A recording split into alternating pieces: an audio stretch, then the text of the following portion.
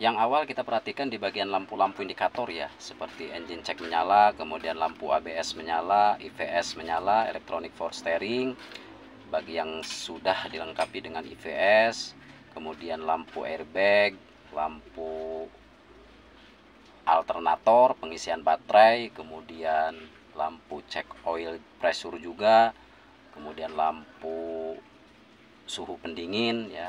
Nah, itu harus kita waspadai. Apabila mungkin belum paham, bisa ditanyakan ke bengkel atau mekanik kepercayaan kalian. Dan fuse, nah ini fuse sikring ya. Nah ini harus aman, nggak boleh sampai ada yang main jumper atau yang sudah meleleh di bagian dudukannya. Ini nggak boleh ya, karena berbahaya, beresiko. Bagus ya, karena masih di ban yang kayak gini nggak usah dipakai guys ya, bahaya guys.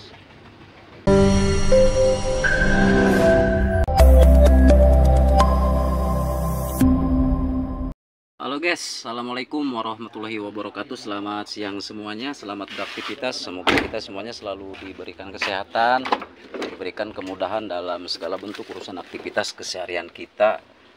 Terus kita selalu diberikan rezeki yang berkah berlimpah, kemudian dihindarkan dari segala mara bahaya, khususnya buat diri kita, saudara kita, keluarga kita, teman-teman kita semuanya, kerabat-kerabat kita semuanya. Amin ya Allah, amin ya robbal alamin.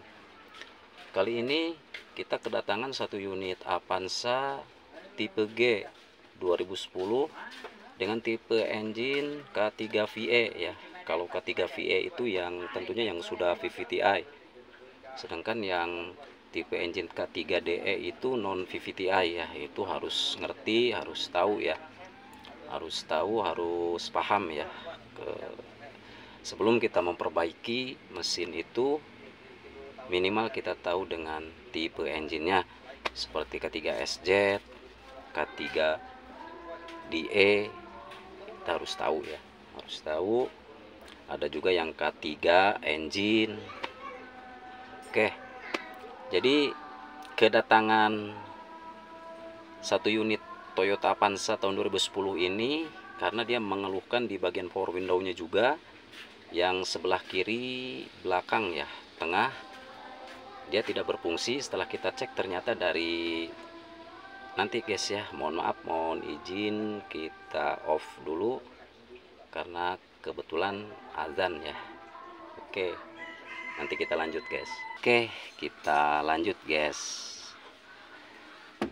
Jadi trouble-nya di bagian power window ya, atau di bagian kaca ini nggak bisa naik nih, yang sebelah sini.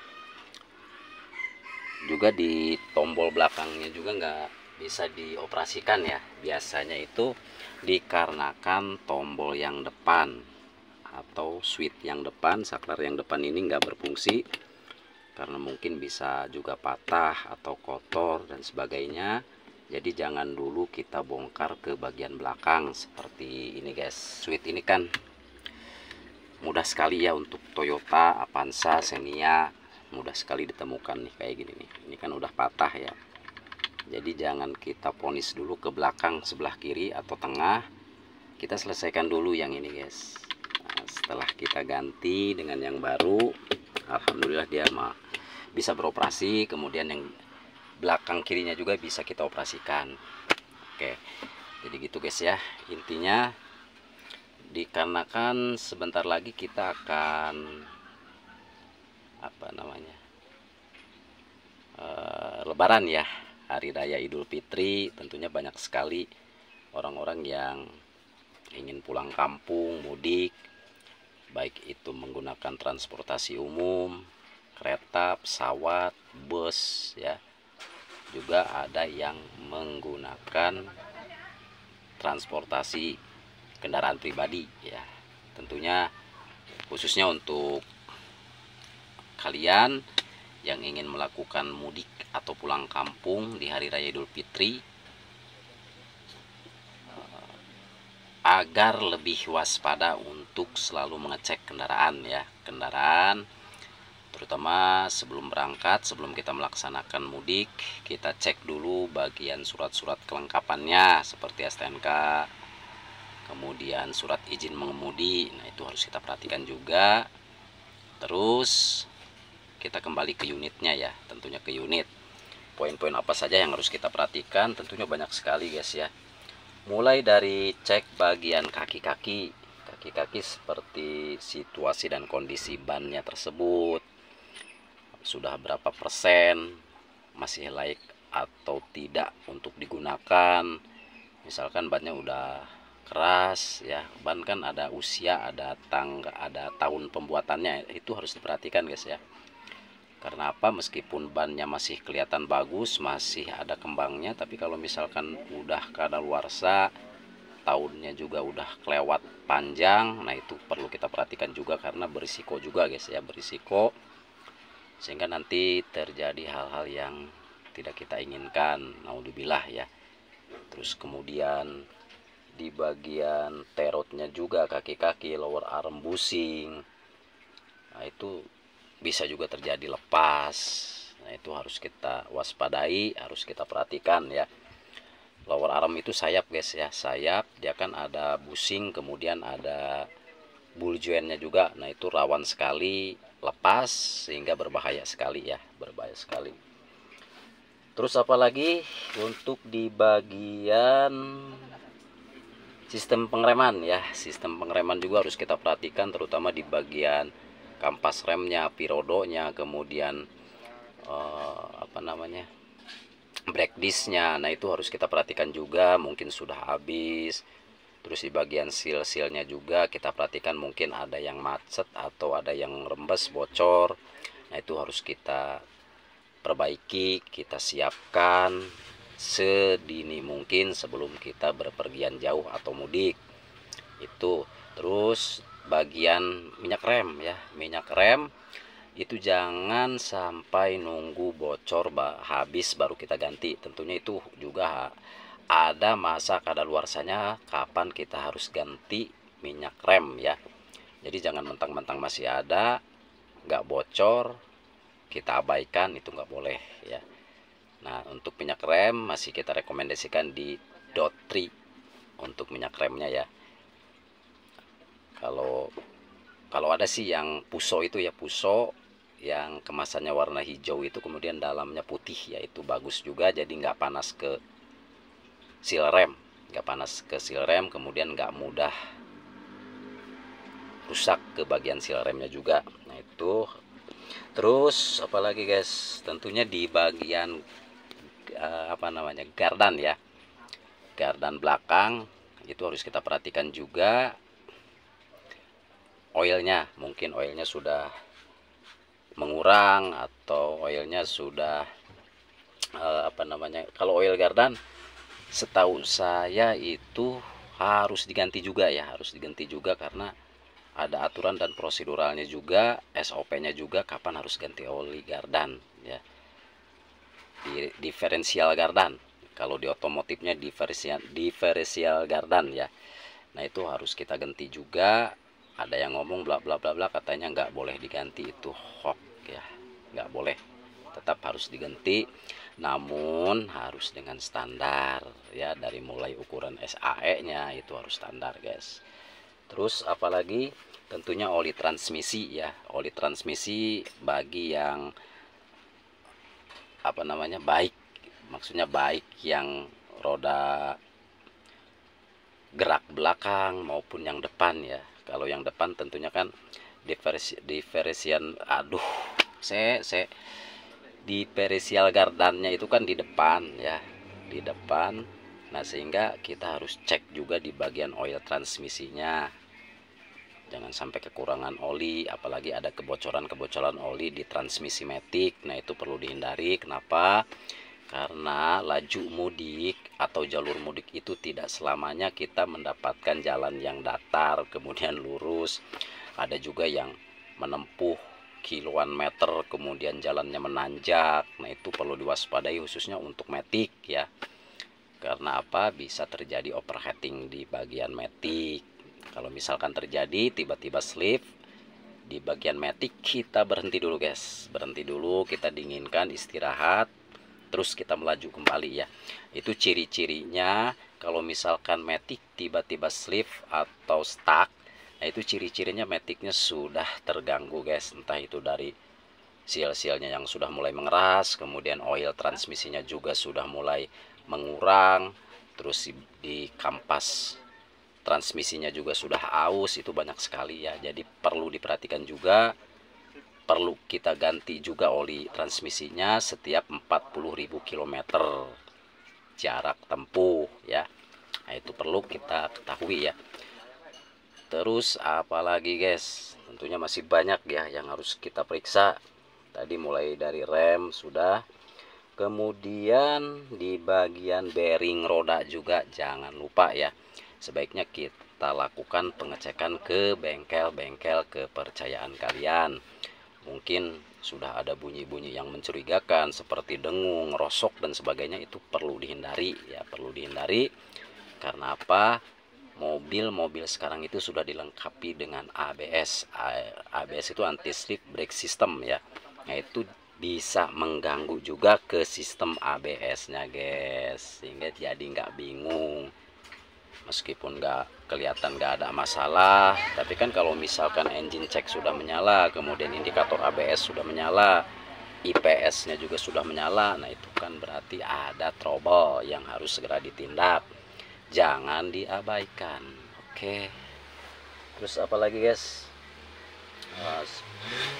Sistem kelistrikan ya. Nah, ini sering terjadi ya, karena kita juga mekanik, kemudian sering sekali terjadi seperti di sistem kelistrikan, kemudian sistem central lock. Nah, itu harus kita perhatikan ya. Penggantian baterai di remote central lock itu juga harus kita lakukan. Karena apa? Kalau misalkan tiba-tiba si remote-nya itu mati, nggak berfungsi, kemudian kita buka secara manual, kita paksa di door lock ya, nah mobil otomatis nggak bakalan hidup guys, nggak bakalan hidup. Karena apa? Karena dia mendeteksi bahwa si mobil itu terbuka karena dipaksa ya, dipaksa tidak menggunakan remote. Biasanya untuk Avanza, kemudian Toyota Innova, itu sering sekali terjadi ya, sering sekali terjadi ketika baterai remote-nya habis, terus kita start di sini dia nggak mau nyangkut ya, nggak mau nyangkut. Kalau misalkan yang ngerti sih cukup buka di bagian cover ini guys, bagian cover di situ kan ada soket VNV ya, tinggal kita tukar soketnya, kita lepas, kemudian kita masukkan langsung tanpa dihubungkan ke immobilizer ya. Itu harus kita perhatikan juga guys ya, harus kita perhatikan di bagian remote central lock. Jadi jangan sampai menyusahkan diri sendiri ketika kita berhenti di rest area, istirahat, sholat dan sebagainya. Ketika mau kembali lanjut jalan, central lock nggak berfungsi, kita buka paksa dari kunci ya secara manual, mobil nggak mau hidup, itu kan berabe juga. Mending kalau misalkan mudah untuk ditemukan ya mekanik, tapi kalau misalkan susah untuk menemukan mekanik kan berabe juga ya, waktu sudah termakan, kemudian kita lelah juga. Nah, itu harus kita perhatikan ya, harus kita perhatikan. Terus apalagi di bagian kelistrikan, tentunya di bagian fuse atau sikring ya, mungkin sudah ada dudukan yang sudah meleleh atau kotor, itu harus kita perhatikan juga. Sebaiknya kita lakukan penggantian atau perbaikan. Terus di bagian soket lampu utama, lampu depan, nah itu rentan sekali yang meleleh, kita cek juga. Terus di bagian lem brake atau lampu rem itu harus kita perhatikan juga, jangan sampai ada yang mati sebelah, kemudian ada yang sama sekali tidak berfungsi. Terus di bagian sennya juga harus kita perhatikan, karena apa? Itu juga bisa menyebabkan terjadinya tumbur atau tabrak belakang ya. Itu harus diperhatikan. Karena apa? Tetap yang terjadinya kecelakaan itu karena dari penyakit yang sepele, kemudian dari kelalaian kitanya juga guys. Kita tidak mengantisipasi, kita tidak mencegah ya, mencegah sebelum mengobati, artinya begitu guys. Jadi perlu kita hindari juga dari gara-gara harga 10.000 20.000 lampu sen mati, terjadi tabrakan, terjadi kecelakaan, kita rugi, orang lain juga rugi. Nah itu perlu kita hindari ya. Apalagi guys, sistem kelistrikan sudah tadi ya guys ya, lampu utama sudah, terus di bagian engine ya, tentunya di bagian engine juga harus kita perhatikan jangan sampai ada kebocoran oli, apalagi sudah parah sekali ya, bocornya parah sekali. Nah, itu perlu kita perbaiki dulu, perlu kita cek, kita bawa ke bengkel-bengkel yang sudah kalian percaya. Kita cek di bagian selang-selangnya, mungkin selangnya ada yang sudah getas atau mengeras. Di bagian sirkulasi coolernya, pendingin airnya, itu harus kita perhatikan juga ya. Harus kita perhatikan. Kalau misalkan terjadi kebocoran atau rembes sedikit, bocor sedikit pun itu bisa terjadi overheating. Apa efeknya overheating? Di samping panas ke engine, engine bisa menjadi macet ya, atau ngejim, kemudian engine wajib dibongkar mesinnya guys. Paling parah lagi kalau misalkan overheatingnya lebih parah, itu bisa kena ke coil ya. Sedangkan harga coil berapa?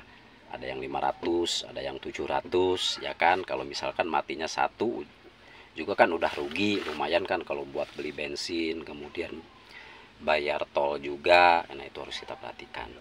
Tentunya di bagian sistem pendingin, juga di bagian sistem sirkulasi olinya juga perlu kita perhatikan ya. Itu di bagian engine. Terus di water foamnya juga kita cek, mungkin sudah ada bunyi-bunyi yang mencurigakan, kemudian ada kebocoran, kita cek ya. Kalau mekanik pasti tahu, mekanik yang profesional, mekanik yang prosedural pasti tahu guys. Terus di bagian alternatornya bagaimana, tensionernya, bearing tensionernya bagaimana, itu harus kita perhatikan. Apalagi mobil-mobil yang masih menggunakan timing bell ya, khususnya di mobil Daihatsu Xenia 1000. Nah itu harus kita perhatikan ya, timing bell sebaiknya kita ganti. Dan harga timing bell itu kan nggak seberapa, setiap 50.000 km atau 40.000 km itu kan harus kita ganti juga guys untuk timing bell ya. Jadi pokoknya sebelum kita melakukan mudik atau berpergian jauh ya, sebaiknya diantisipasi, kita lakukan pengecekan pemeriksaan secara general check up ya. Disebutnya general check up guys ya, mulai dari mesin, kaki-kaki, kelistrikan, itu general check up ya. Kalau di Andika Motor sering sekali kita melakukan hal tersebut. Ada yang mudik ke Jawa Timur, ke Sumatera, ke Palembang, Padang, Jambi, kemudian pokoknya daerah dari Sabang sampai Merauke ya. Dari Sabang sampai Merauke, ada yang ke Banyuwangi, ada yang ke Madura. Alhamdulillah kita selalu, setiap tahun itu kita selalu menemukan orang-orang yang cek kendaraan secara general ya, untuk melakukan mudik. Tapi alhamdulillah setelah kita cek, setelah kita lakukan general check up, alhamdulillah nggak ada yang menemukan masalah guys ya, baik itu di jalan atau ketika ingin kembali ke tempat asalnya gitu guys. Oke, jadi sebaiknya kita hindari ya pelanggaran-pelanggaran seperti misalkan ban yang sudah mulai botak atau gundul, sebaiknya kita hindari. Karena apa? Kalau misalkan terjadi pecah ban, kecelakaan juga terjadi, itu kan bisa kena pelanggaran juga ya. Pelanggaran si driver atau pengemudi atau si pemilik mobil karena kelalaian.